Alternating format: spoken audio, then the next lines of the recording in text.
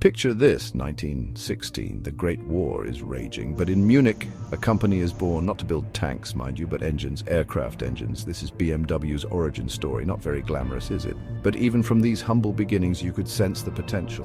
The precision engineering, the relentless pursuit of performance, it was all there. BMW, or Bayerische Motorenwerke, quickly made a name for itself. Their engines were top-notch. Powerful, reliable, the best a flying ace could ask for. They even set a world altitude record in 1919. Not bad for a bunch of krauts, eh? But then the war ended, and just like that, the rules of the game changed. No more warplanes. What's a good engine maker to do? Well, they adapted. They saw the potential in motorcycles, in automobiles. It was a gamble, a leap of faith. But then again, fortune favors the bold, doesn't it? And BMW, they were nothing if not bold.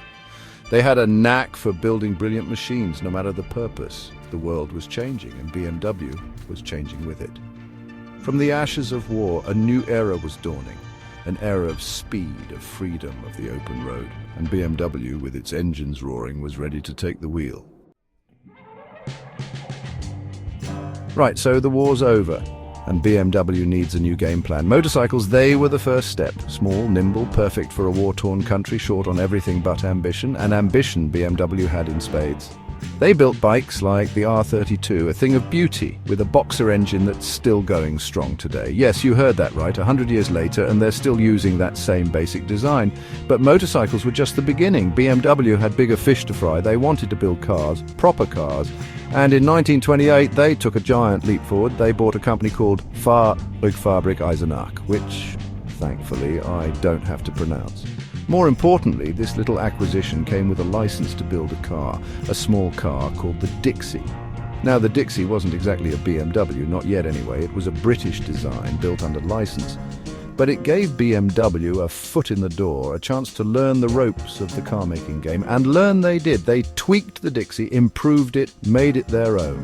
By 1932, they were ready to launch their very first car, a car with a BMW badge and a BMW engine, a car that would set the tone for everything that followed.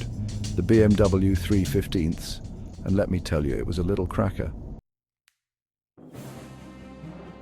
The BMW 315ths, this was it, the first proper BMW car, and it was a smash hit. Small, sporty, affordable.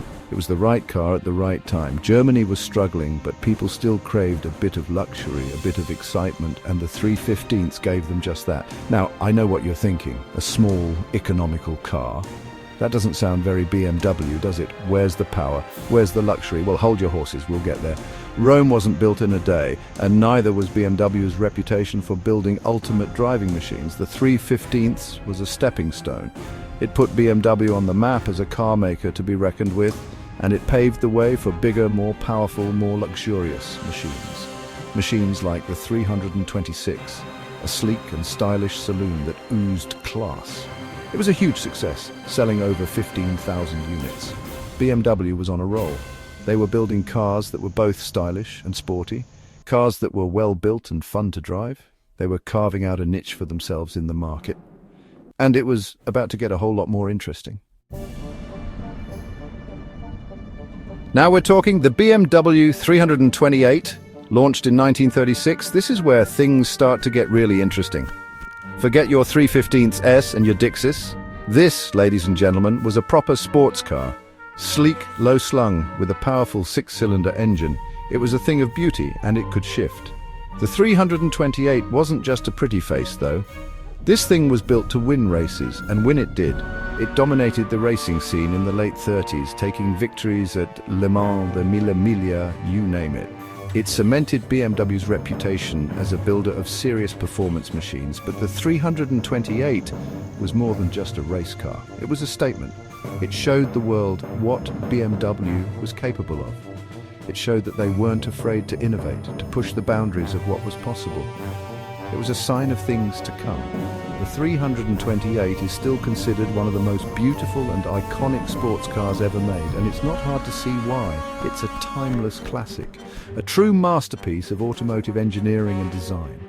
And it all started with a bunch of blokes building aircraft engines. Who would have thought it, eh?